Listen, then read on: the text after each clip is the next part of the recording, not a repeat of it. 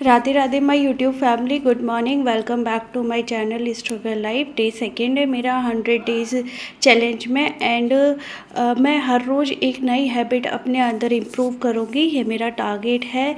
और सुबह 4 बजे वेकअप हुआ था, उसके बाद थोड़ा वॉक, थोड़ा योगा, देन उसके बाद मैंने 5 बजे से लगभग लाइव सेशन स्टार्ट किया था और मेरी लगभग सुबह की स्टडी 1.25 घंटे की हो चुकी थी। और उसके बाद सारे हाउस होल्ड वर्क उनके बाद लग जाते हैं हम काम करने के लिए। सारे घर के काम जितने भी होते हैं सुबह का मॉर्निंग में हस्बैंड को जाना, बच्चे को प्रिपेयर करना, बच्चे को दूध पिलाना, सारा काम हो जाता है। और इन सब को करते करते मैं लगभग फ्री होती हूँ 11 बजे के बाद मैं अपनी वीडियो को शूट का एडिटिंग हो जाती है और उसको मैं अपलोड करने के लिए करती हूँ। तो बेसिकली मैं डे में फ्री हो जाती हूँ सब काम से, और 10-20 मिनट का नैप लेके मैं 12 या 12:30 बजे मैं फ्री हो जाती हूँ। इसके बाद मैं अपनी स्टडी को शुरू करती हूँ और शाम तक मैं अपनी स्टडी को कंटिन्यू करती हूँ। ये मेरा रूटीन रहता है। सबसे बड़ा पता है पंगा क्या होता है हमारे साथ कि हमारा मॉर्निंग वेकअप नहीं हो पाता है। आज हम बात करते हैं कि सुबह जल्दी कैसे उठें, और उठ भी जाते हैं तो एक बॉडी के अंदर एनर्जी नहीं रहती है, एनर्जी नहीं होती है और पढ़ने से पहले हमें नींद आ जाती है।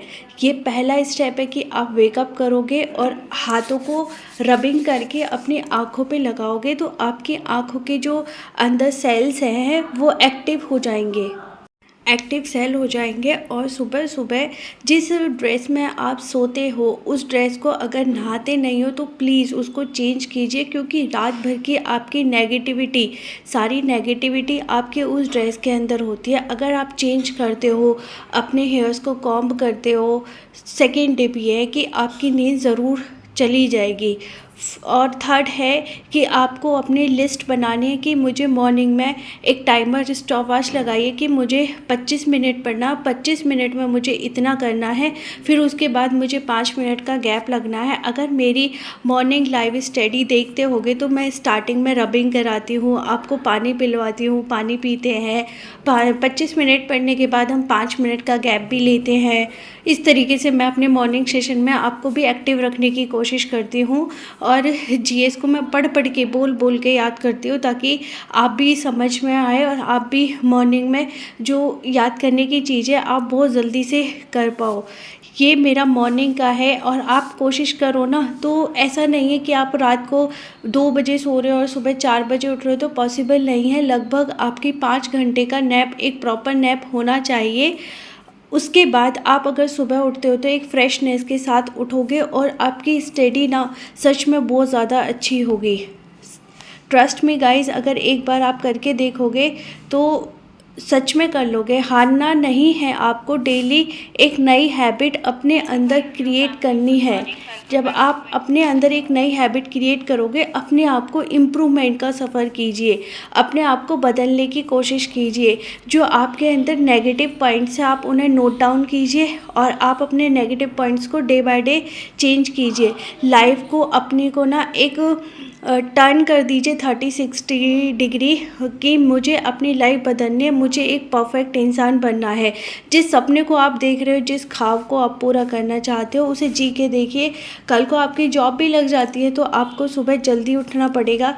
ऐसा नहीं है कि आप जल्दी नहीं उठोगे तो चीज़ें आपको हैंडल करनी है, आप हो जाओगे। और नेगेटिव लोगों से जितना हो सके दूर रहिए।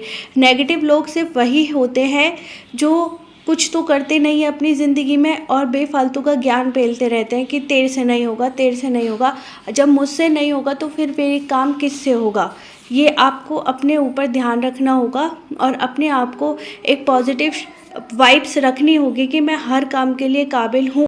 मैं अपनी बात करूँ ना तो अब मुझे जो मेरा ये जो सफ़र है ना वो मुझे बहुत प्यारा लगने लगा है, मुझे बहुत अच्छा लगने लगा है। मुझे पढ़ना बहुत अच्छा लगता है, मुझे ये घर का काम जल्दी जल्दी ख़त्म हो जाता है वो अच्छा लगता है।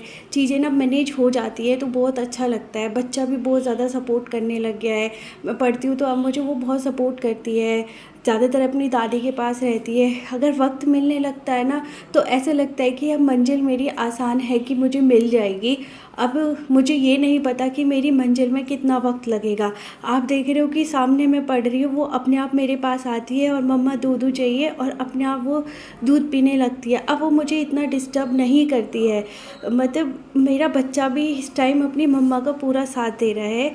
और इस टाइम मैं अपने नोट्स रिवीजन कर रही थी, जो मैंने अपनी जीएस की पूरी क्लासेस ली थी। और इसके बाद मैं शाम को आ जाती हूँ अपने सारे हाउस होल्ड घर वर्क करने के लिए। और ना बॉडी को एक एनर्जेटिक रखिए, एक के बाद एक के बाद एक के बाद काम करिए।